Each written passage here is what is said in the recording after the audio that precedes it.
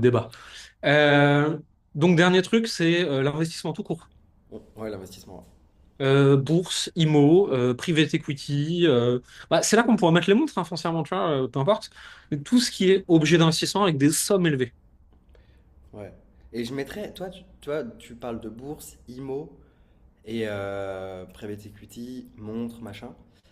Je pense que moi, je me mets facilement dans l'IMO parce que je trouve ça trop bien de pouvoir voir le résultat tangible de ses efforts, même si ça peut être moins rentable. C'est-à-dire que c'est pas Hmm. forcément la meilleure décision financière, mais ça me fait kiffer, tu vois. J'aime Et pas deux, l'IMO. je mettrais plus facilement en bourse. Ben, en J'aime fait, pas ça l'IMO. dépend où. L'IMO en France, Non, ça m'attire non, pas, tu vois. non, nulle part, j'aime pas. C'est pas liquide, c'est compliqué, il y a de la paperasse, il y a toujours un truc qui déconne. Je... J'ai vu mon père en faire toute sa vie, et je pense que c'est pour ça que j'aime pas ça. Hmm. Ah, ça me fait penser à ce que me partageait une personne. Genre, moi, quand j'étais petit, j'allais au ski. Et le ski, c'était les vacances, c'était un moment génial, tu vois. Ouais. Et il y a une personne, en fait, elle déteste le ski.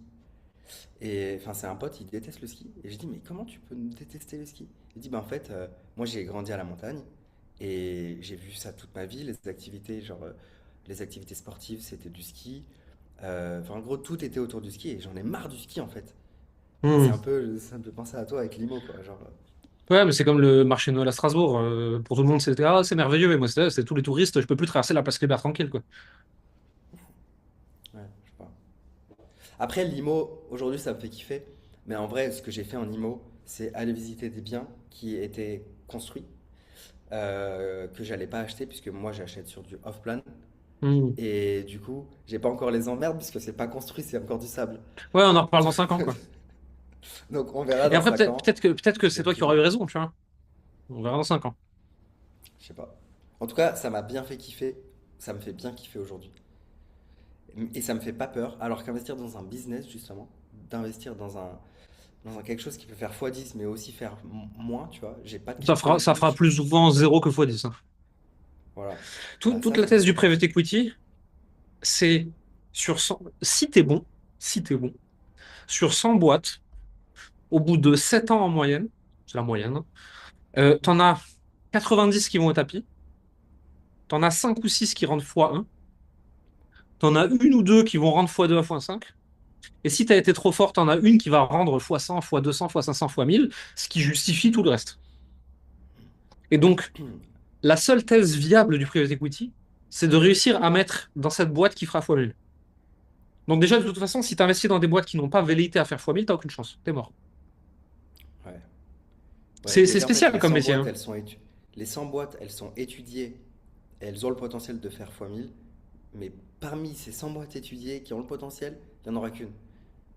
C'est ouf. Mm. Et encore, c'est pas Ça me sûr. fait un peu, ça me fait un peu penser aux ads.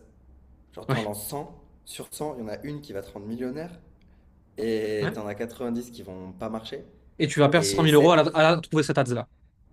Voilà, exactement. Ouais, oui, c'est ça. Complètement. Mais en fait, j'ai entendu un truc, je l'ai relu de mes notes, je ne sais plus d'où ça vient, mais en gros, c'était genre, pour être capable de gagner 10 000, tu dois accepter de perdre 1 000. Pour être capable de gagner 100 000, tu dois accepter de perdre 10 000. Pour être capable Mhm. de gagner 1 million, tu dois accepter de perdre 100 000. Ouais, je Et suis à peu près justement, d'accord là, avec on ça, hein. parle d'investir 100 000 pour pouvoir avoir le potentiel de gagner 1 million. Mhm. 100%. Toi, t'investis Des boîtes? ouais, dans des boîtes? Oui, peu. Seulement des boîtes que je comprends. Seulement des boîtes qui m'intéressent. Et j'investis presque plus pour soutenir le fondateur, comprendre le business model et faire partie d'un écosystème que pour un fois 1000 potentiel qui n'arrivera jamais puisque j'investis pas de la bonne façon pour. Ok, donc en fait, t'investis par rapport à tes valeurs. Ouais, et par rapport à C'est l'écosystème capé, et comment je le vois, tu vois, et des choses où j'ai un effet de levier, où mon conseil va leur permettre de faire plus, etc. Tu vois. Mais par exemple, j'investis ouais. pour ainsi dire pas en tech. Je suis pas assez bon en fait. Hmm.